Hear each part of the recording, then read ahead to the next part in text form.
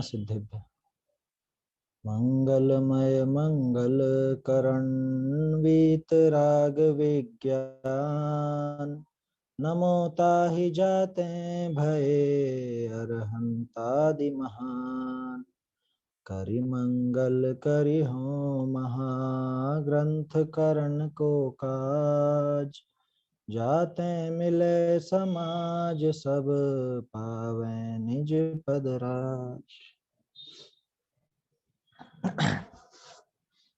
मोक्षमा प्रकाशक ग्रंथराज पे हमारी चर्चा चल रही है।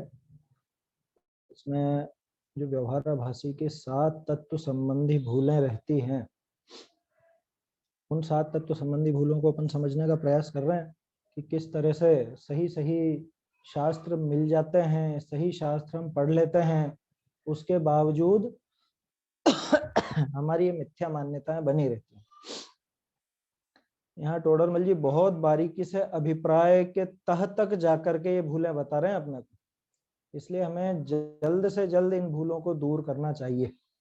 अगर ये भूलें दूर नहीं होंगी तो वास्तव में समझिए कि सम्यक दर्शन से उतना ही दूर हम बने रहेंगे। जब तक भूल दूर नहीं होगी तब तक ये सम्यक दर्शन प्राप्त होने वाला नहीं। संवर तत्व संबंधी भूल की हमारी चर्चा चल रही थी। इसमें हमने देखा कि संवर तत्व संबंधी भूल असल में वही है जो आश्रव तत्व संबंधी भूल थी। आश्रव तत्व संबंधी भूल में जो हमें दुखदाई भाव हैं उनको सुखदाई मान बैठा था, और संवर तत्व संबंधी भूल में जो हमें सुखदाई हैं उन्हें दुखदाई मान बैठता है। ये तो सामान्य बात थी, अग्रहित मिथ्यात्व जब तक रहता है तब तक। लेकिन यहाँ तो उससे कुछ और विशेष बात है कि उसको वो भूल तो एक तरह से इसने थोड़ा पढ़ लिख करके इतना तो समझ में आ गया कि संवर मोक्ष का कारण है, इसलिए अपने को वैराग्य आदि धारण करना, ज्ञान आदि की प्राप्ति करनी, ये सारी बात तो उसको समझ में आ गई। लेकिन उसके बाद भी उसे इतना ही लगता है कि इसमें से जो अशुभ अशुभ हैं उनको तो दूर करना और जो शुभ भाव हैं उनको बनाए रखना, कि वो शुभ भाव हमारे स्वर्ग का नहीं, मोक्ष का ही कारण है। ये जो शुभ भाव हैं इनसे ही मुक्ति मान बैठा है। अशुभ भावों को तो दूर करने का प्रयास करता है, लेकिन शुभ भावों को बनाए रखने का ही इसको उद्यम रहता है, और उन शुभ भावों से ही ये संवर और निर्जरा मानता है। दिक्कत यहाँ है, टोडरमल जी ने बहुत बढ़िया तर्क किया था कि जब इन शुभ भावों से तुम संवर मान लोगे, निर्जरा मान लोगे, तो फिर पुण्य किससे मानोगे? भाई हिंसा के परिणाम उनसे पाप होता है। अहिंसा के परिणाम से क्या होगा कि अगर अहिंसा के परिणाम से तुम धर्म मान लोगे तो पुण्य किससे होगा? वो पुण्य का कारण कौन ठहरेगा फिर? माने पुण्य के कारण को, उन शुभ भावों को संवर निर्जरा का कारण मान लेना, ये भी संवर तत्व संबंधी भूल ही है। इसके बाद हमारी बात चली थी गुप्ति और समिति, इन दोनों का वास्तविक स्वरूप क्या है और ये क्या मान बैठता है। अधिकांश की दृष्टि बाहरी क्रियाओं पर ही रहती है। मन वचन काय की बाहर में प्रवृत्ति नजर न आए तो समझ लेता है कि गुप्ती है, जबकि कितना स्पष्ट कर दिया कि जहां मन वचन काय की अपने आप ही चेष्टा न हो, और वो कब संभव है? वो वीतराग भाव होने पर संभव है। माने वीतराग भाव होता है यानी आत्मलीनता होती है, तभी जाकर के वो मन वचन काय की चेष्टा स्वयमेव अपने आप ही रुकती है, रोकना पड़ती नहीं है। और इसके दिमाग में तो ये मैं रोकूं, मैं ये चेष्टा करूं और मैं ये चेष्टा रोकूं, ऐसा इसके दिमाग में बना रहता है। तो यही इसकी बड़ी भारी भूल है। इसके बाद समिति के बारे में भी अपन ने देखा था। समिति में ये सोचता है कि बाहर में जीवों की हिंसा से विरत होना या उनकी हिंसा नहीं करना इतना मात्र ही है, जबकि टोडरमल जी ने एक बहुत बारीक बात यहाँ पर हमको निकाल के बताई कि अकेले अन्य जीवों की दया पालने का नाम ही समिति नहीं है। क्यों? क्योंकि समिति में तो दोष टालने का भी अभिप्राय होता है। समिति में तो यहाँ लिखा था ना, जैसे ऐषणा समिति, ऐषणा समिति में बाह्य अन्य जीवों की अहिंसा का भाव नहीं है, बल्कि स्वयं के वो भोजन आदि में दोष टालने का भाव। अब वो दोष टालने का भाव वहां पर मुख्य है, वहां पे हिंसा अहिंसा वाली बात नहीं। तो इससे वो बात भी फेल हो जाती है कि समिति अन्य जीवों की रक्षा हेतु ही पाली जाती। बल्कि कितना सीधा लिखा उन्होंने कि जहां अन्य जीवों को दुखी करके अपना गमनादि प्रयोजन नहीं साधते, और उसके अलावा खास बात कि प्रमाद रूप प्रवृत्ति नहीं होती। ये मुख्य था समिति में, प्रमाद रूप प्रवृत्ति है नहीं, और वो कुछ अगर काम करना हो तो उसमें दूसरे जीवों को दुखी करके अपना प्रयोजन नहीं साधते, इस मुख्यता से वो समिति होती है। अपने आप समिति पलती है, पालनी नहीं पड़ती। यहाँ मूल इसमें बारीक बात यही है कि वो समिति को जो खुद पालना चाहता है, समिति रूप प्रवृत्ति करना चाहता है। टोडरमल जी ने कहा कि प्रवृत्ति इसकी की नहीं जाती बल्कि स्वयमेव होती। अंदर में प्रमाद का अभाव हो, खुद के प्रमाद नहीं रहे, तो स्वयं समिति आदि पलती हैं, और इसी वजह से उसको इस संबंध में मिथ्यात्व पड़ा रहता है।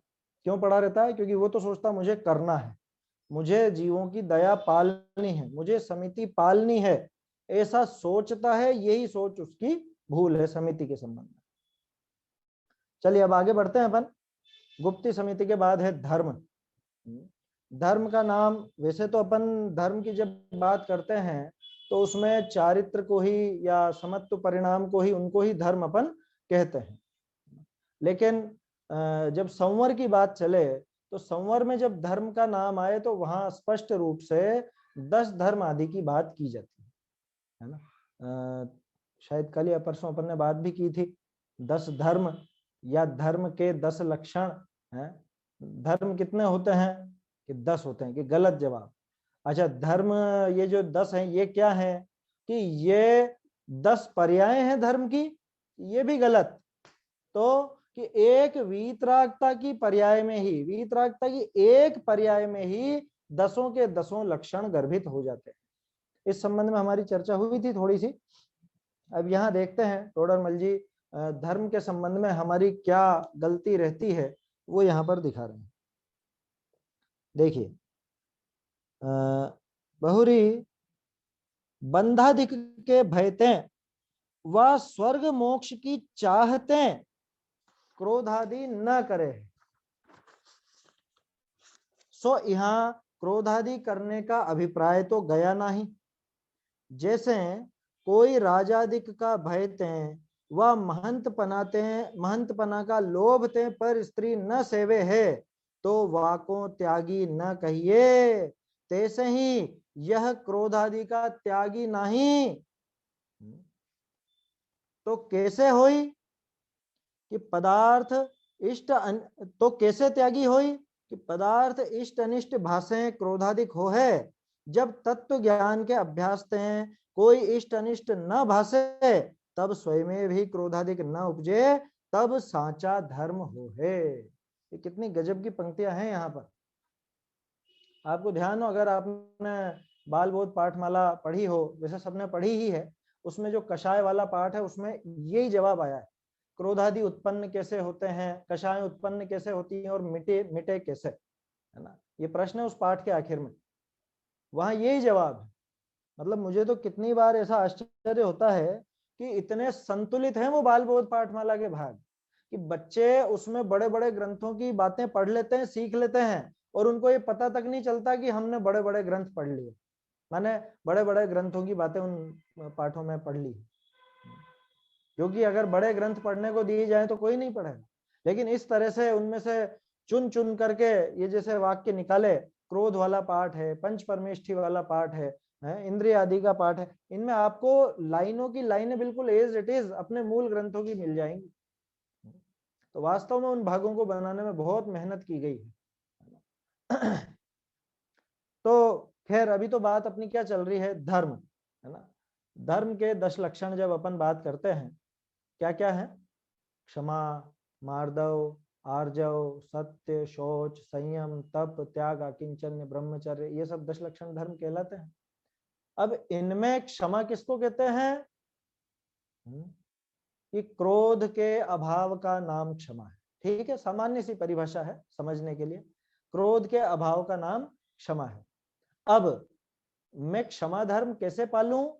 कि मुझे क्रोध नहीं करना, मुझे बिल्कुल भी गुस्सा नहीं करना। सामने वाला कितना भी गुस्सा दिलाए, सामने वाला कुछ भी करे, है ना, उसमें 10 लक्षण की पूजा में उत्तम क्षमा वाला जो अर्घ है, क्या घर ते निकारे तन विदारे हैं बेर जो न तहां धरे, इतना इतना कर देवे, मुझे मेरे ही घर से निकाल दे, मुझे भला बुरा कहे, मेरे बारे में अनर्गल प्रलाप करे और कुछ भी करे, मुझे मारे पीटे घर से निकाल देवे, शरीर का विदारण कर देवे, हैं जान से मार देवे, तो भी बेर जो न तहां धरे, वहां पे बेर धारण नहीं करे। मुझे गुस्सा नहीं करना, मुझे गुस्सा नहीं करना, इस भाव से वो क्षमा पल जाएगी, या उत्तम क्षमा धर्म पल जाएगा इससे, मुझे क्रोध नहीं करना इस प्रकार के भाव से। क्यों नहीं करना क्रोध? अरे क्रोध करने से दुर्गति होती है, क्रोध करने से नरक में जाते हैं। देखा ना, शुभोम का उदाहरण देखा, गुस्से गुस्से में खीर फेंक दी उस पर, रसोइये पर, अब उसके बाद फिर मर करके कहाँ गया? कि नरक में गया। या और भी क्रोध का अपन देखते हैं कि बहुत क्रोधी था और क्रोध के फल में देखो कैसी कैसी दुर्दशा हो जाती है। उनका आता है किस्सा द्विपायन मुनिराज का, कि द्विपायन मुनिराज भी वो क्रोध के वशीभूत हो गए और पूरी द्वारका भी भस्म कर दी, स्वयं भी भस्म हो गए, कैसी क्या स्थिति हो गई। तो इसलिए क्रोध नहीं करना। अच्छा चलो थोड़ा सा अपन पलट देते हैं इस उदाहरण को। अगर मान लो दुर्दशा न होती हो तो फिर क्रोध कर लेना, क्योंकि क्रोध नहीं करने का कारण क्या दे रहा है ये? अरे इससे दुर्दशा होती है, दुर्गति होती है, इसलिए नहीं करना। तो ये तो नरक के भय से नहीं कर रहा है, अथवा मैं क्रोध नहीं करूंगा तो मुझे स्वर्ग मिलेगा, अच्छी गति होगी। देखो उन्होंने क्रोध नहीं किया, इतना सब उपसर्ग होने पर भी उन्होंने गुस्सा नहीं किया, तो आज वो स्वर्ग में गए हैं या मोक्ष भी गए, कोई कोई कैसा भी उदाहरण ले सकते हैं। तो देखो गुस्सा नहीं किया ना, तो इसलिए अपने को गुस्सा नहीं करना, गुस्सा नहीं करने के कारण ऐसी अच्छी गति हो जाती है। तो एक तो स्वर्ग का लोभ, दूसरा नरक का भय।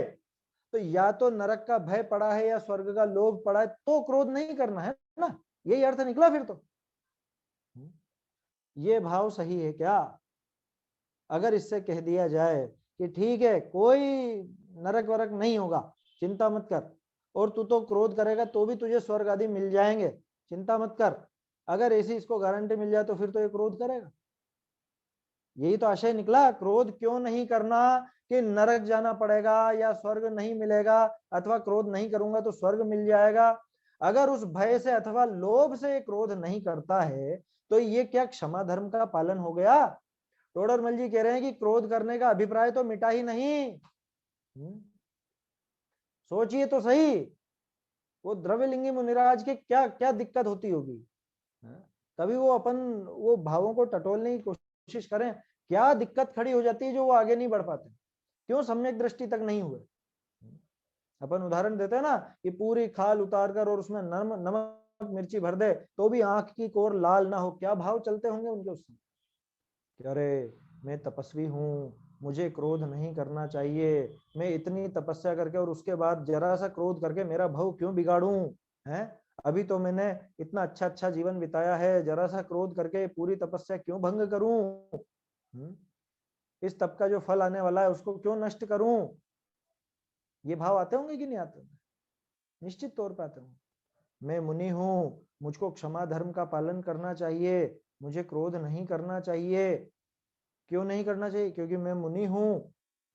बोलो, तो अभिप्राय मिटाया नहीं, क्रोध करने का अभिप्राय तो जस का तस बना हुआ है। वो तो कि अरे मैं मुनि हूं, मेरे पद के लायक नहीं है, ये सोच करके नहीं करता। क्या कह रहे हैं? बंद आदि के भय से अथवा स्वर्ग मोक्ष की इच्छा से क्रोधादि नहीं करते, परंतु वहां क्रोधादि करने का अभिप्राय तो मिटा नहीं है। कितना सीधा सा उदाहरण दिया टोडरमल जी ने, जैसे कोई राजादिक के भय से या महंत पने के लोभ से पर स्त्री का सेवन नहीं करता। किसी से पूछा जाए कि भाई साहब आप जो अब क्या कहें, देखो थोड़ा अटपटा लगता है कहने में, कि आप रास्ते चलते औरतों को छेड़ते क्यों नहीं हो? आप क्यों नहीं छेड़ते औरतों को? कह रहे दिमाग खराब है क्या? हम औरतों को छेड़ेंगे तो पुलिस पकड़कर डंडे मारेगी हमारे। अच्छा, मतलब पुलिस डंडे मारेगी इस भय से नहीं छेड़ रहे? अच्छा, पुलिस डंडे नहीं मारे तो मतलब फिर छेड़ोगे? बात समझ में आ रही है? टोडरमल जी ने जो उदाहरण दिया ना, अब वो पर स्त्री का सेवन क्यों नहीं करते हो भैया? कि राजा दंड देगा, अपन ने उसको भी आज के जमाने के हिसाब से लगा लिया कि रास्ते चलते स्त्रियों को क्यों नहीं छेड़ते, कि पुलिस पकड़ के डंडे मारेगी, पुलिस जेल में डाल देगी, या फिर चलो पुलिस तो जेल में नहीं डालेगी लेकिन समाज में बदनामी होगी कि अरे बहुत गंदा व्यक्ति है, बहुत बुरा आदमी है ये, है ना, ये पराई माँ बहन को बुरी नजर से देखता है, उनको तंग करता है, परेशान करता है, तो हमें ऐसी बदनामी नहीं चाहिए। अच्छा, तो बदनामी का भय है इस वजह से। मान लो कोई बदनामी ना हो तो समझ में, तो फिर वो अभिप्राय कहाँ निकला? अरे भाई ये मेरा स्वभाव नहीं है, या ये मेरे लायक काम नहीं, हालांकि मेरे लायक काम नहीं है वाली बात भी नहीं लगेगी, ये मेरा स्वभाव नहीं है। दूसरी बात कि अन्य भी मेरी तरह जीव है, जैसे मुझे दुख होता है ऐसे उसे भी दुख होता है। वही बात लगा ना जो समिति और गुप्ती में लगाई, क्या स्वयं अपने स्वभाव में लीन हो, स्वयं अपने उस वीतरागता की तरफ आगे बढ़े, पर पदार्थों को इष्ट अनिष्ट न समझे, तो अपने आप ही ये दश धर्म पलेंगे, अपने आप ही पलेंगे। कैसे पलेंगे? देखिए यहाँ पे क्या कहा, कोई राजाधिक के भय से अथवा महंत पने के लोभ से पर स्त्री का सेवन नहीं करता। क्यों नहीं करते भैया? इसलिए नहीं करते क्योंकि दंड मिलेगा, अथवा इसलिए नहीं करते कि बदनामी होगी।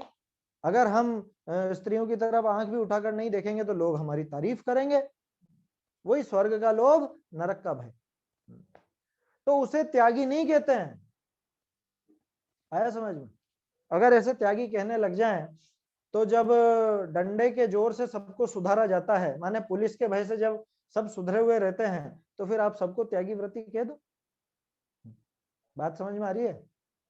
जैसे मान लो, इसको थोड़ा सा पलटते हैं अपन उदाहरण पे। जैसे जो जेल में बंद है ना, जेल में बंद है मान लो 10 साल के लिए, ठीक है, कोई व्यक्ति जेल में बंद कर दिया गया 10 साल के लिए, वो जेल से बाहर नहीं निकल सकता, तो 10 साल के लिए अपन ब्रह्मचारी कह देना उसको, है? 10 साल के लिए अहिंसाणुव्रती या अहिंसा महाव्रती कह देना उसको, कि वो तो जा ही नहीं रहा है ना, बाहर ही नहीं जा रहा। अच्छा, अपने तो दिग्व्रत देशव्रत होते हैं ना, कि ये तो इसकी बाउंड्री से बाहर ही नहीं निकला, तो फिर उसको दिग्व्रत विरति और देश विरति कह दे मैं कि नहीं? क्यों नहीं कहते? क्योंकि उसके अभिप्राय में से वो नहीं निकला है। या और थोड़ा सा सरल कर ले मैं उदाहरण, जैसे किसी ने डॉक्टर के कहने से कुछ खाना छोड़ दिया, मान लो कुछ अभक्ष्य खाना छोड़ दिया, आलू प्याज आदि खाने छोड़ दिए, डॉक्टर ने मना किया इसलिए, अथवा शक्कर खाना छोड़ दिया और डायबिटीज है इसलिए, तो बोलो उसको क्या शक्कर का त्यागी कहेंगे? क्या रे, 2 दिन बाद ही मान लो ये पता चले कि वो तो किसी और की रिपोर्ट थी, मुझे डायबिटीज नहीं है, तो फिर क्या कहेगा? अरे लाओ रे लाओ, मिठाइयां लाओ। कह रहे वो तो गलती से साहब आपका नाम लिख गया उस पर, लेकिन वो तो किसी और की रिपोर्ट थी। तो फटाफट खाने लगेगा या नहीं खाने लगेगा? क्योंकि मन में तो वो अभिप्राय मिटा ही नहीं है। आया समझ में? तो यहाँ ये अपने को समझना चाहिए, जब तक अभिप्राय में से वो क्रोध आदि नहीं निकले हैं तब तक वो क्षमा आदि धर्मों का पालन नहीं कहा जा सकता, है ना? एक नाम लिया क्रोध का और क्षमा का, बाकी सब पर भी लगा लीजिएगा। जब तक मन में से मतलब अपने अभिप्राय में से मान माया लोभ आदि नहीं निकले तब तक समझ लीजिएगा कि वहां पर मार्दव आर्जव शौच सत्य इत्यादि प्रकट नहीं हुए हैं। 2-3 दिन पहले शायद अपनी चर्चा भी हुई थी कि वो तो मतलब ये जो व्यापारी लोग हैं कई बार इस तरह से बात करते हैं कि सरकार का वो टैक्स का डर ना होना या कुछ इस तरह के वो नहीं हो तो सभी चोर हैं, बाकी तो है कि चोरी क्यों नहीं करते हैं? कि चोरी इसलिए नहीं करते हैं क्योंकि दंड मिलेगा, वही वाली बात है। वैसे ही यह क्रोधाधिक का त्यागी नहीं है, वैसे ही यह धर्म का धारक नहीं है। तो फिर कैसे होता है त्यागी? किसको कहते हैं त्यागी? कि वास्तव में तो त्यागी उसे कहा जाता है कि जिसने पर पदार्थों का और अपने आत्मा का सही सही स्वरूप जान लिया है। अपना और पर पदार्थों का स्वरूप जानकर पर पदार्थों में इष्ट या अनिष्ट बुद्धि जो नहीं करता, वास्तव में धर्म का धारक तो वो है। आया ना? यहाँ पदार्थ इष्ट अनिष्ट भाषित होने से क्रोधादि होता है, ये पक्की बात। भाई क्रोधादि पैदा क्यों होते हैं? बाल बोध पाठमाला भाग 2 में ही है। मुख्यतया मिथ्यात्व के कारण पर पदार्थ जब इष्ट या अनिष्ट भाषित होते हैं तब क्रोधादि पैदा होते हैं। ऐसी परिभाषा सबने पढ़ी होगी। और उसमें मिटाने का उपाय भी है। मिटे कैसे? कि तत्व ज्ञान के अभ्यास से, ये की यही बात है, तत्व ज्ञान के अभ्यास से जब कोई पर पदार्थ इष्ट या अनिष्ट भाषित ना हो, तब स्वयं ही क्रोधादि पैदा नहीं होते, तो उसको क्रोधादि का त्यागी कहा जाता। आया समझ में? तब जाके वो क्रोधादि का त्यागी। अब इसको पलट दो नाम, क्रोधादि का त्यागी बोलो या क्षमा धर्म का धारक बोलो, एक ही बात है ना। क्रोध का त्यागी कहो या क्षमा का धारक कहो, एक बात है। कि ये तो क्रोध के बारे में विचार ही नहीं कर रहा है, कि यही तो खास बात है। क्रोध के बारे में विचार करता रहे तब तक क्रोध का त्यागी नहीं है। जैसे वो उदाहरण है ना अपना, वैद्य जी ने दवाई दी और क्या कहा कि ये दवाई असर तभी करेगी कि जब दवाई लेते समय तुम बंदर का ध्यान नहीं करो। मैं क्यों करने लगा बंदर का ध्यान? अब जब भी दवाई लेगा उस समय उसके पहले उसको क्या ध्यान आएगा? अरे मुझे बंदर का ध्यान नहीं करना, बंदर का ध्यान नहीं करना, बंदर का ध्यान नहीं करना। किसका ध्यान चल रहा है? बोल रहा है बंदर का ध्यान नहीं करना और बंदर का ही ध्यान करे जा रहा है लगातार। आया समझ में? ठीक ऐसी स्थिति यहां पर है।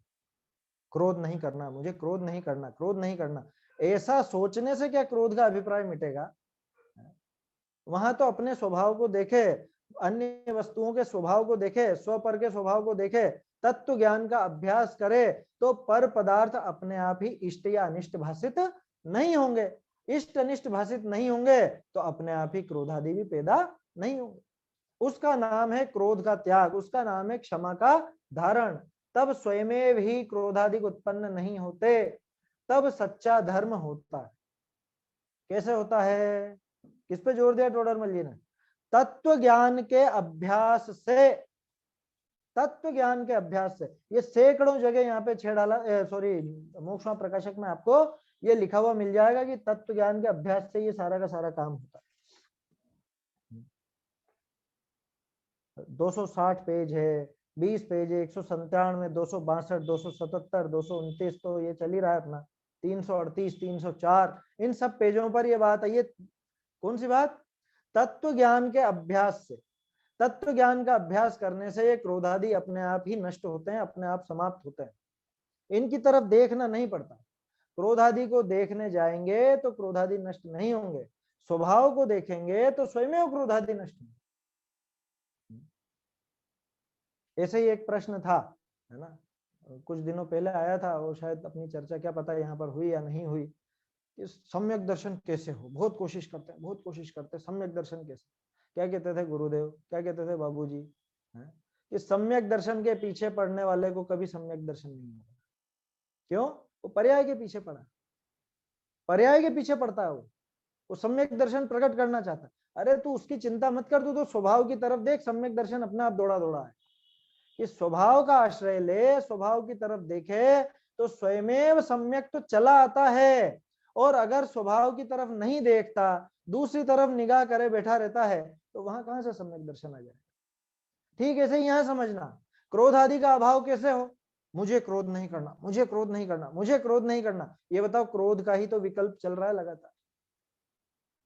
थोड़ी देर पहले देखा ना अपन ने, मैं मुनि हूं, मुझे क्रोध नहीं करना चाहिए, बाहर में भले खूब उपसर्ग हो रहा हो लेकिन मुझे क्रोध नहीं करना चाहिए। ये क्रोध कर रहा है या नहीं कर रहा? आया समझ में? हमें टटोलना चाहिए कभी कि द्रव्य लिंगी का वास्तव में क्या विचार चलता होगा, उस समय वो क्या उसके दिमाग में बात चलती होगी जिस वजह से वो यहीं पर रह जाते हैं। रह जाते हैं का मतलब मोक्ष मार्ग में आगे नहीं बढ़ पाते। तो क्या बताया सच्चे धर्म की विधि? कि तत्व ज्ञान का अभ्यास, तत्व ज्ञान के अभ्यास से कोई इष्ट या कोई अनिष्ट भाषित नहीं होगा, तो अपने आप ही क्रोध आदि नहीं होंगे। भाई क्रोध कब पैदा होता है? कि जब मैं ऐसा सोचता हूं कि इसने मेरा बुरा किया, मैं भी इसका बुरा करूं। यही परिभाषा पढ़ी ना सबने बाल बोध में। क्रोध कब पैदा होता है?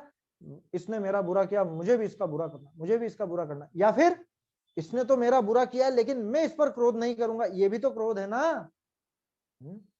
इसने तो मेरा बुरा किया है लेकिन मुझे क्रोध नहीं करना है, ये क्या है? ये क्रोध का अभाव है। जब मैंने ये सोच लिया कि हाँ इसने बुरा तो किया है मेरा, तो निश्चित तौर पे यही तो क्रोध है। और कैसा होता है क्रोध? मैं बुरा करूं या नहीं करूं, या कर सकता हूं या नहीं कर सकता हूं, ये तो आगे की बात है। जब सबसे पहले मैंने ये सोचा कि इसने मेरा बुरा किया या ये मुझे अनिष्ट है, वहीं पर क्रोध पैदा हो गया। और जब तत्व विचार चला, जहां ये मालूम पड़ा कि अरे कोई वस्तु इष्ट नहीं, कोई वस्तु अनिष्ट नहीं, मुझे छूता तक नहीं, मुझे मेरा बुरा क्या करेगा, तो स्वयं में भी क्रोध आदि पैदा नहीं होता, अपने आप ही पैदा नहीं होता। आपको पता है पार्श्वनाथ जी पर उपसर्ग हुआ था ना, क्या उपसर्ग हुआ था? तो संवर देव ने पत्थर बरसाए, ओले शोले बरसाए। सबका जवाब यही आएगा, पार्श्व अभ्युदय पढ़िएगा जिन सेनाचार्य का। ये असली उपसर्ग नहीं था। इस उपसर्ग की बात तो उन्होंने 1-2 पेज में ही करी है बस। उसके बाद आप पूरा वर्णन पढ़ेंगे तब आपको पता चलेगा वास्तव में वो तो भावों से डिगाना चाह रहा था। वो दिखा रहा था कि देख 10 भाव पहले मैंने ऐसे तुझे मारा था, और तेरी वो पत्नी थी उसको मैं हर करके ले गया था, और ऐसा किया था वैसा किया था, वो आज भी मुझे बहुत प्रिय है। तू एक काम करना, तू यहाँ से जा, ये ढोंग छोड़ और यहाँ से जा, मेरा पत्र लेकर के जा या मेरी बात लेकर के उसके पास जाना, तुझे रास्ते में ऐसे ऐसे नगर मिलेंगे और वहां जाकर मेरी प्रियतमा से ऐसा ऐसा कहना, ऐसा उसको संदेश देना, उपदेश देना। ऐसी ऐसी बातें करके मतलब डिगाना चाहता था वो, क्योंकि उसने ये तो देख लिया पत्थर बरसा के कि कुछ होना जाना है नहीं इनके। एक पत्थर अड़ने वाला नहीं था उनके, एक पत्थर नहीं अड़ने वाला। बोलो तीर्थंकर थे ना, तीर्थंकर को पत्थर कहां से छू जाता है, ये सोचिए तो सही। और छू भी जाता तो क्या हो जाता, उनका तो वज्र वृषभ नाराज सहनन था, एक खरोंच तक नहीं आती उनकी, एक खरोंच भी। और वो ऐसे फूंक करके भी उड़ा देते उसको, तो वो बहुत दूर जाकर के गिर जाता। इतनी सामर्थ्य तो तीर्थंकर में उस समय शारीरिक सामर्थ्य थी। आया समझ में? तो उसने क्या किया था, उपसर्ग असली कौन सा था? असली उपसर्ग वो नहीं था जो आप चित्रों में देखते हो। असली उपसर्ग तो उन बातों से वो कर रहा था, वो उनको डिगाना चाह रहा था, है ना। जैसे रावण को डिगाने गए थे ना, रावण जब विद्या साधने बैठा तो इधर से अंगद हनुमान वगैरह ये सब डिगाने गए और तरह तरह के उनको उसको चित्र दिखाए मायामयी, क्या मंदोदरी के बाल खींचते हुए दिखा दे, पूरा लंका ऐसी दिखा दी भस्म है और सब मरे हुए दिखा दिए, लेकिन वो नहीं डिगा। ऐसे ही है इधर पार्श्वनाथ जी को उसने बहुत बहुत उपसर्ग किए, क्यों? कि कैसे न कैसे इसका तप बिगाड़ दूं मैं। लेकिन पार्श्वनाथ जी डिगे क्या? अच्छा क्या सोच रहे होंगे पार्श्वनाथ जी, कह रहे ये पागल है, ये मुझ पर उपसर्ग कर रहा है लेकिन मुझे गुस्सा नहीं करना, ऐसा? या मैं मुनि हूं, मुझे गुस्सा करना शोभा नहीं देगा, ऐसा? वो जानते थे कि ये न तो ये, न इसके ये पत्थर, न इसके ये वचन, ये मुझे छूते तक नहीं है। और ये तो बहुत बाहर की बात है, वो तो आत्मलीन हो गए थे, उनको तो ये पता तक नहीं चल रहा था कि बाहर में क्या बकबक किए जा रहा है, बाहर में क्या पत्थर फेंक रहा है या क्या कुछ हो रहा है बाहर में, इस पर कुछ भी ध्यान नहीं था उनका। ध्यान होता तो उस समय हतोहात केवल ज्ञान नहीं होता, क्योंकि केवल ज्ञान के लिए तो अंतर्मुहूर्त चाहिए ना, आत्मलीनता। तो वो आत्मलीनता अपने आप करी, वो क्रोधादि अपने आप ही पैदा नहीं हुए, अपने आप ही क्षमा धर्म पल गया। ऐसा धर्म पलता है। और हम तो क्या सोचते हैं, आज क्षमा नहीं, आज गुस्सा मत करो, किसी से भी गुस्सा मत करो। अरे पहले ही तो गुस्सा कर रहा है, ये सोच सोच के ही गुस्सा कर रहा है।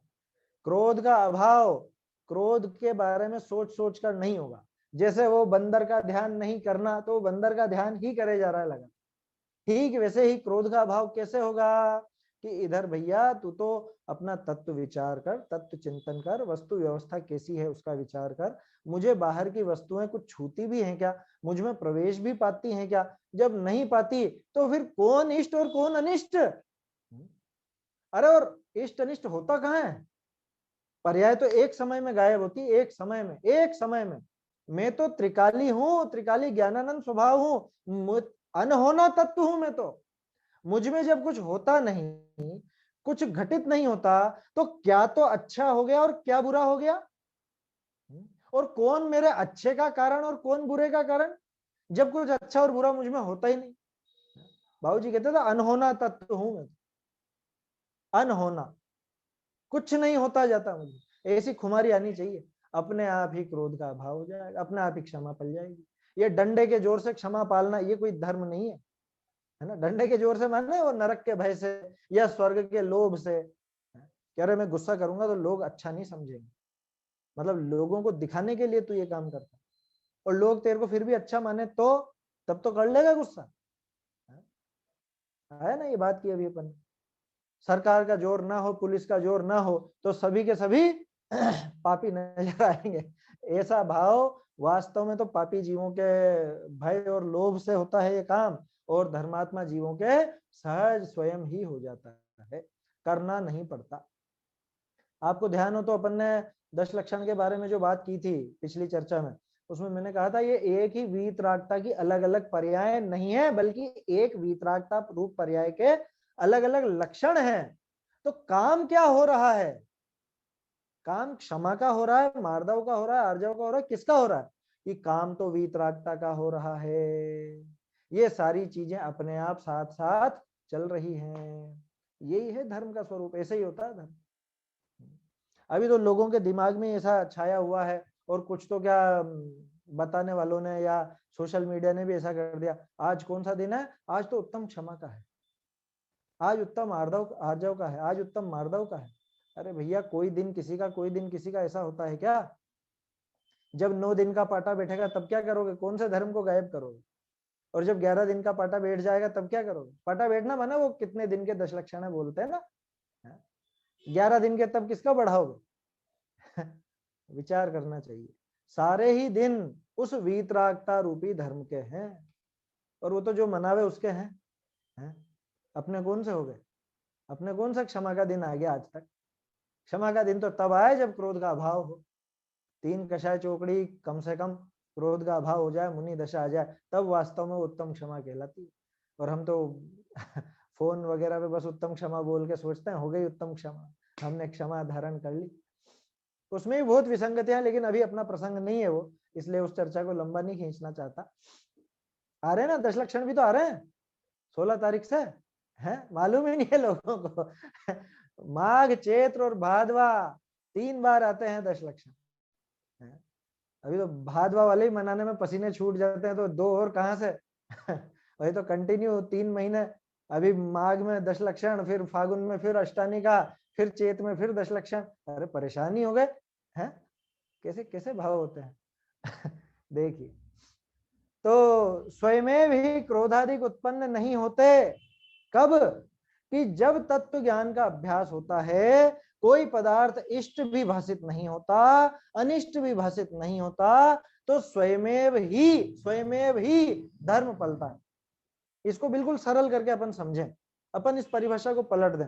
वहां प्रश्न था कषाय क्यों पैदा होती है, अब अपन इसके टुकड़े करते हैं। राग क्यों पैदा होता है, द्वेष क्यों पैदा होता है?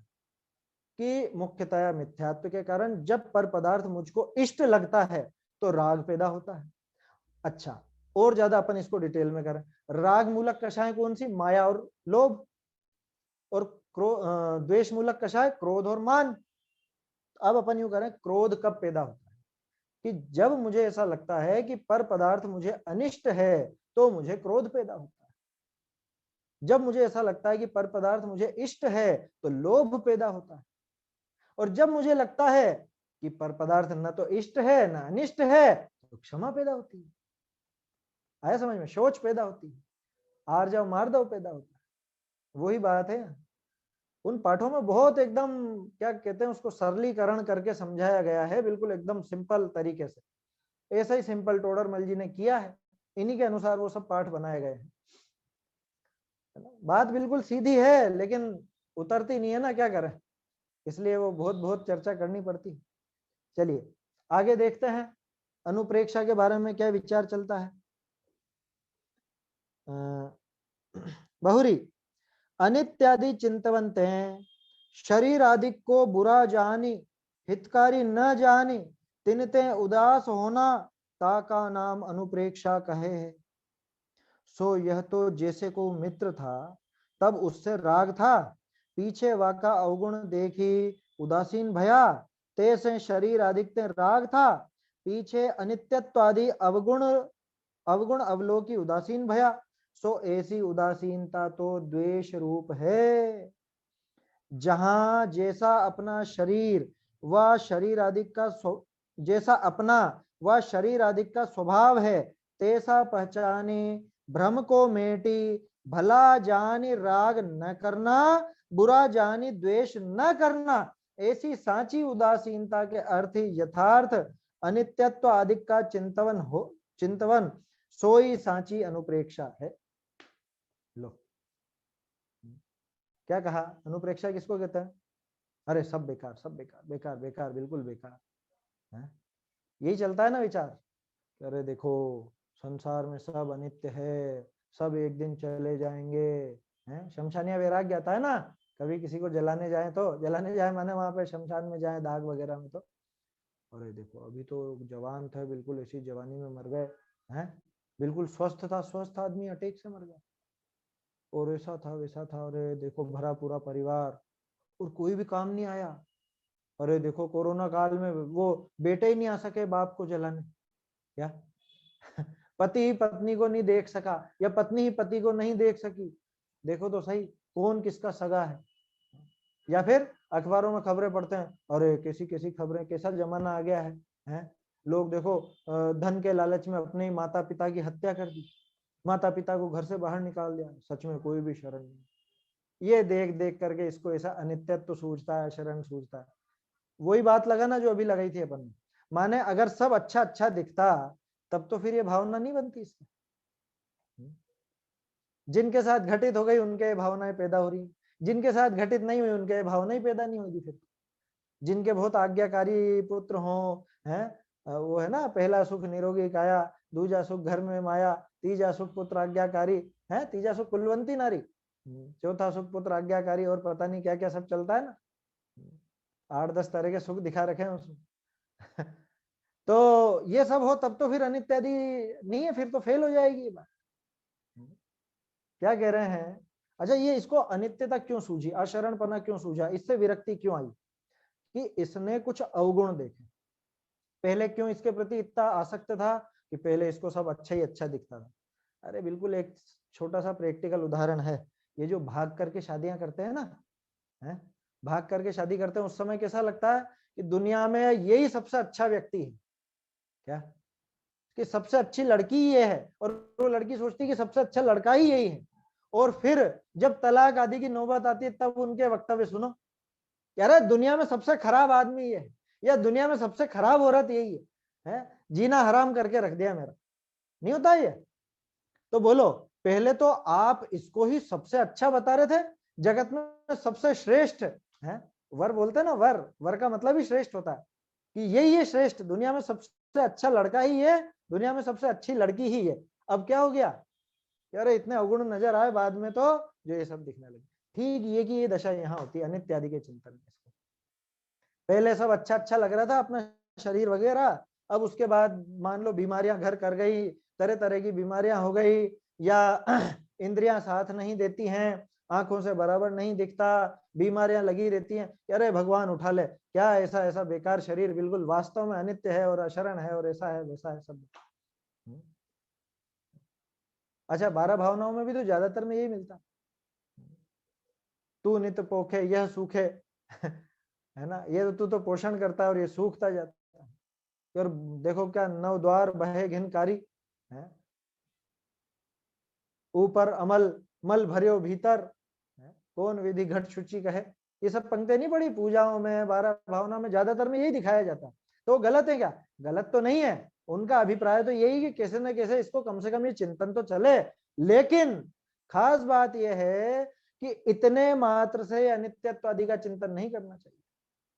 इसीलिए जयचंद जी, बुद्धचंद जी, इन्होंने बहुत संतुलित अलग से बनाई 12 भावनाएं, जिसमें वो जो द्रव्य रूप करी सर्वथिर परजय थिर है, कौन है ना, निश्चय व्यवहार, दोनों का स्वरूप बराबर दिखाया, दोनों पहलू दिखाया, अनित्य पने के साथ साथ नित्यत्व भी दिखाया।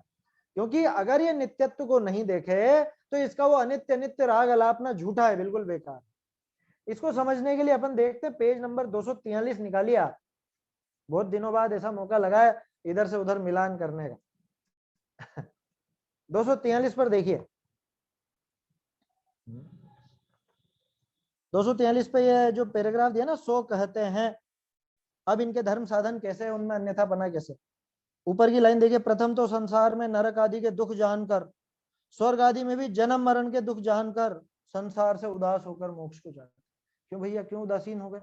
अरे कहाँ जाएं, सभी जगह तो दुखी दुख है, वहां पे भी तो ऐसे स्वर्ग में भी तो परेशान होना पड़ता है, दूसरे को देख देख करके झूरता रहता है ना, दुखी होता रहता है। और नरक में तो कितने दुख हैं। आगे देखिए अगला पैराग्राफ, विषय सुख आदि का फल नरक। अरे यहाँ पे विषय भोगेंगे तो नरक जाएंगे। शरीर कैसा है? अशुचि, विनाशिक है, पोषण योग्य नहीं है। और ये कुटुंबी जन, इनका सहारा कि माँ बाप का सहारा कौन? माँ बाप का सहारा बेटा होता है बुढ़ापे में, है हमारे बुढ़ापे की लाठी है ये तो कहते हैं ना ये। तो कह रहे हैं कि कुटुंबादि स्वार्थ के सगे हैं, स्वार्थ के सगे इत्यादि पर द्रव्यों का दोष विचार कर उनका तो त्याग करते हैं। पर द्रव्यों का दोष देखकर। ऐसे इसका अनित्यत्व आदि चिंतन कैसा है? पर द्रव्यों का दोष देखता है और फिर ये सोचता है सब अनित्य, सब अशरण है। मतलब 12 भावना तो ऐसी होती, ऐसी लगती है इसको, कैसी? सर बहुत बहुत उदास हो गया, बहुत ऐसा माहौल खराब हो जाए, गमगीन बिल्कुल है, बहुत उदासीनता सच्ची नहीं, ऐसा उदास होकर के जैसे घर में कोई गमी हो गई हो। 12 भावना का चिंतन ऐसा समझता है। जबकि दौलत राम जी ने तो क्या कहा है? वैराग्य उपावन माई चिंते अनुप्रेक्षा भाई। वैराग्य को पैदा करने के लिए माता के समान है ये 12 भावना। तो ये 12 भावनाओं का चिंतन तो वैराग्य के लिए किया जाता है। उस वैराग्य में सुख है या दुख है? सोच लेना। आत्म हित हेतु विराग ज्ञान, आत्म हित हेतु कौन? वैराग्य। तो वैराग्य तो आत्मा का हित है और आत्म को हित है सुख है, तो आत्मा का हित तो सुख है। तो ये वैराग्य माने सुख, वैराग्य माने सुखदायी। और अगर मैं उस वैराग्य को दुखदायी ऐसा सड़ा मुंह करके 12 भावनाएं बोलूं तो समझ लेना कि संवर तत्व संबंधी भूल पड़ी हुई। तो क्या क्या हंस हंस के गाए क्या? अरे हंसने और रोने की बात नहीं है, बात यह है कि उस पर गंभीरता से विचार करो कि वास्तविकता कैसी है। अनित्यत्व अगर दिखाया है तो उसके अलावा नित्यत्व का भी कोई पहलू है, उस पहलू पर भी विचार करें। कि सब अनित्य अनित्य अनित्य, तो क्या रोने बैठूं? फिर क्या करूं? अनित्य है, कुछ भी नित्य नहीं है, किसका सहारा लेंगे फिर? तो इसका ये 12 भावना का चिंतन भी इसका खोटा। क्यों? कि अनित्य आदि के चिंतन से शरीर आदि को बुरा जानता है। सोचो, बुरा जान रहा है, वैराग्य कहाँ हुआ? वैराग्य में तो न राग होता है न द्वेष होता है, न बुरा जानता है न भला जानता है। अब यहाँ गड़बड़ क्या है? कि शरीर तो बहुत अनित्य है, शरीर तो बहुत अशुचि है, तो मतलब कैसा है? खराब है, बुरा है, तो अनिष्ट माना ना है? 12 भावनाओं का चिंतन पर के अनिष्ट चिंतन के लिए था या समतोल चिंतन के लिए था? वीतरागता के चिंतन के लिए था। अनित्यादि चिंतन से शरीर आदि को बुरा जान, हितकारी नहीं है, ऐसा जान करके उससे उदासीन होना, उसका नाम अनुप्रेक्षा कहता है। इसके दिमाग में ऐसा बैठा, यही तो है अनुप्रेक्षा, और कैसी? अरे ऐसी अनुप्रेक्षाएं तो कितनी बार भाली। क्या शमशान में जब भी जाते हैं, जब भी शमशानिया वैराग्य तो हो ही आता है इसको, लेकिन वो शमशानिया वैराग्य टिकता नहीं है। थोड़ी देर बाद, अरे आजकल तो लोग इतने ढीठ और बेशर्म हो गए कि वहां पर ही अपने गप्पे चालू कर देते, वहां पर ही वही गुटखा खाना, सिगरेट पीना और वही बातें करना। जैनों की बात कर रहा हूँ, अन्य मति का तो जो हो सो हो। मतलब लगता ही नहीं, अब विरक्ति आती ही नहीं किसी को देख कर। सो यह तो कितना बढ़िया उदाहरण दिया टोडरमल जी ने। जैसे कोई मित्र था, तब तक तो उससे राग था, जैसे वो लड़के लड़की भाग गए शादी करके, ये तब तक तो सबसे अच्छा, बहुत बढ़िया खूब राग उमड़ रहा है, और पश्चात उसके अवगुण देखकर उदासीन हुआ। फिर उसके बाद वही खोटा लगने लग गया, उसके कुछ कुछ कमियां दिखने लगी ना धीरे धीरे, क्योंकि पहले कुछ परख तो थी नहीं और कर ली जल्दबाजी में शादी, अब कमियां ही कमियां निकल रही हैं। तो फिर उससे उदासीन हुआ माने अनिष्ट मानने लग गया। सच्ची उदासीनता नहीं, विरक्ति वैराग्य वाली नहीं, अनिष्ट मानने वाली। उसी प्रकार शरीर आदि से राग था, पश्चात अनित्य आदि अवगुण अवलोक कर उदासीन हुआ। बाद में जब देखा, अरे ये तो गलता ही जाता है, पूर्ण गलन स्वभाव है इसका, मुझे इससे राग नहीं करना है, तो बहुत बेकार है, बेकार है, बेकार है। अरे काहे का बेकार है? न अच्छा है न बेकार है, शरीर शरीर है, उसका जैसा स्वभाव है वैसा है। तू क्यों उसके पीछे पागल हो रहा है कि अच्छा है या बुरा है? परंतु ऐसी उदासीनता तो कैसी है? ऐसी उदासीनता तो द्वेष रूप है। इसमें एक हल्का सा छोटा सा सुधार है, ये अनित्यादि लिखा ना, इसकी जगह अनित्यत्व आदि, क्योंकि शरीर का गुण क्या? अनित्यत्व है ना, तो शब्द छूट गया है बस। हालांकि समझ में आ रहा है, बहुत जरूरी नहीं है, लेकिन लगा है तो लगा लीजिए। परंतु ऐसी उदासीनता तो वास्तव में द्वेष रूप है, वीतरागता रूप नहीं है। जबकि उदासीनता तो वीतरागता रूप होनी चाहिए थी, उसके फल में तो आनंद आना चाहिए था, निराकुलता का आनंद, और यहाँ तो ये द्वेष रूप होकर के और खोटा काम कर रहा। अपना और शरीर आदि का जहां जैसा स्वभाव है, जहां जैसा स्वभाव है, मैं कैसा हूं? मैं नित्य हूं, शाश्वत हूं, अनहोना तत्व हूं, मुझ में कुछ बिगाड़ नहीं होता। शरीर कैसा है कि अनंत अनंत पुद्गलों का पिंड है ना, ये तो मिले हैं तो बिछड़ेंगे ही बिछड़ेंगे, इसका स्वभाव है। ये अंदर मल है चाहे कुछ भी है, वो सब इसका स्वभाव है, उसमें शुद्ध अशुद्ध वाली कोई बात नहीं, अच्छे बुरे वाली कोई बात नहीं। जहां जैसा स्वभाव है वैसा पहचान कर भ्रम को मिटाकर, अब ये भला जान करके बाद जो कोमा लगाया ना, ये कोमा हटा लीजिए, अर्थ का अनर्थ हो रहा है इससे, क्योंकि ये ऐसी बातें हो जाएंगी। वैसा पहचान कर भ्रम को मिटाकर भला जान कर, भला जाना ऐसा नहीं है, भला जानकर राग नहीं करना, ये एक साथ है, कोमा नहीं आएगा बीच, है ना। देखो एक कोमे से कितना अंतर पड़ गया। किसको भला जानू? किसको भला जानकर? शरीर को भला जानकर। शरीर को भला जानूंगा तो राग करूंगा या नहीं करूंगा? इसलिए वो कोमा हटा दीजिए बीच में से, है ना। एक कोमे से कितना अंतर पड़ जाता है, ये इसका अच्छा उदाहरण है ना। बाकी तो आप लोगों को पता ही होगा, रोको मत जाने दो, रोको मत जाने दो, कोमे का वो बदल गया, उसमें बहुत फर्क पड़ गया। वैसे यहाँ पर भला जानकर राग नहीं करना और बुरा जानकर द्वेष नहीं करना। ऐसी सच्ची उदासीनता के अर्थ, सच्ची उदासीनता के लिए यथार्थ अनित्यत्व आदिक, अनित्यत्व आदिक में अनित्य शरण आदि वो सारी चीजें तो आएंगी सही, लेकिन इनके साथ साथ इनका जो दूसरा पहलू है, अनित्यत्व है तो नित्यत्व भी होगा कहीं ना कहीं, अशरण है तो शरणपना भी कहीं ना कहीं होगा। आया समझ में? तो वो सारा का सारा विचार करना, वो चिंतन करना ही सच्ची अनुप्रेक्षा है, तभी जाकर के सच्ची अनुप्रेक्षा होती है। और कोरा शरीर को, संसार को, परिजनों को गालियां देते रहे, उसका नाम कोई 12 भावना का चिंतन नहीं है।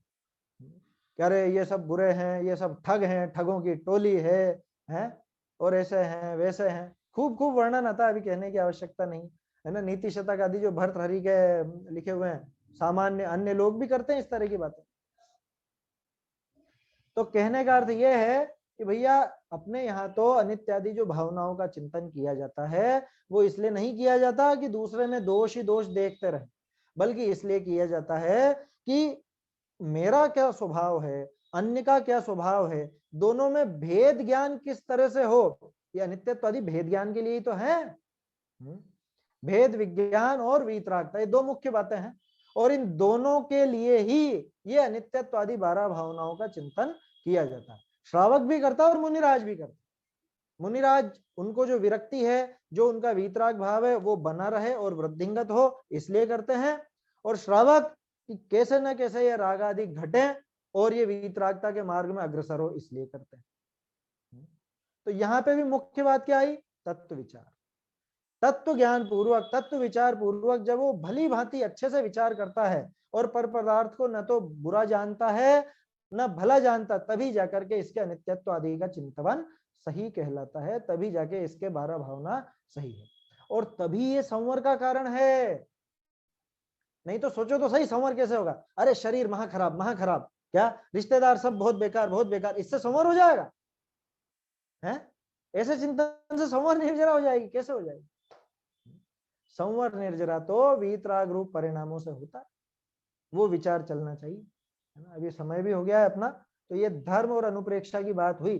अब परिचय, जय, चारित्र और जो आगे और बात आएगी, है ना, उसको अपन कल देखेंगे। 243 और 244 पेज पर आप और देख लीजिएगा, है ना, मैंने शॉर्ट में ले लिया उसको। आगे भी उसके अंदर बहुत सुंदर वर्णन है कि परद्रव्य भी तो बुरा है, मतलब बुरा है या नहीं, ये बहुत बढ़िया प्रकरण है वहां पर।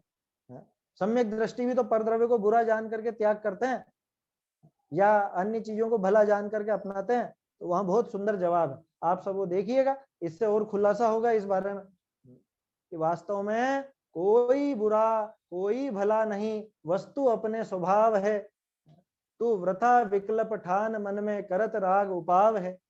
ये विचार करना चाहिए, कोई भला नहीं है कोई बुरा नहीं है, तो फिर अनित्यत्व आदि का चिंतन कैसे करें कि जैसा जयचंद जी ने बताया वैसे करो। द्रव्य रूप करी सर्व थिर परजय थिर है कौन, आया समझ में। तो उस तरह से हमको ये अनुप्रेक्षा आदि का स्वरूप समझना चाहिए। अभी समय हो गया है, आगे का प्रकरण फिर कल देखेंगे। निज निधि निज में बताई यह अनंत उपकार है, इसके लिए जिन वाणी माँ को वंदना शत बार है, वंदना शत बार है।